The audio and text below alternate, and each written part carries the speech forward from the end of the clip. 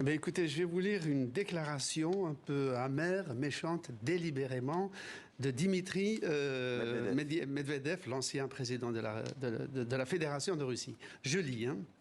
Les amateurs européens de grenouilles, de saucisses, de foie gras et de spaghettis adorent visiter Kiev, avec une utilité nulle.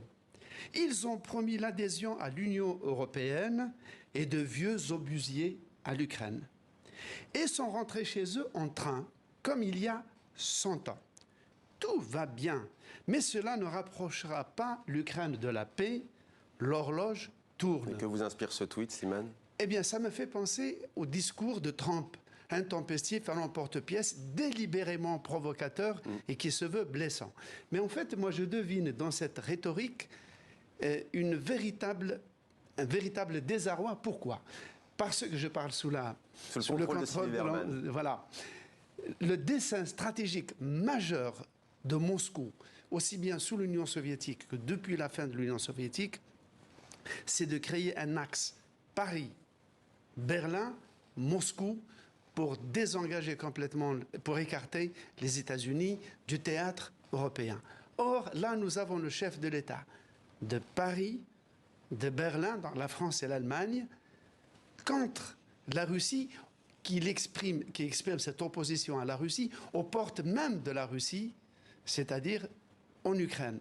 Cela est terriblement déstabilisateur pour eux. Et d'ailleurs, dans le discours officiel, les Russes, la presse russe, généralement, ne traite pas des questions du front, de ce qui se passe dans l'affrontement militaire. Ils parlent toujours de l'arrière. On apprend par exemple que tous les enfants nés depuis l'occupation de l'Ukraine, obtiennent automatiquement la citoyenneté russe. Alors, puisque vous parliez sous le contrôle, comme vous le dites, de Sylvie Berman, petite réaction sur la position de Russie, gênée aux entournures avec cette visite d'Emmanuel Macron? Oui, moi je trouve qu'en dehors de Dimitri Medvedev, la réaction a été relativement mesurée. Bon, il dénonce la fourniture d'armes. Le porte-parole, Dmitri Peskov, s'est effectivement exprimé, mais sur un ton assez mesuré. Ça ne veut pas dire qu'ils en sont satisfaits, bien évidemment, parce que c'est quand même un succès pour Volodymyr Zelensky.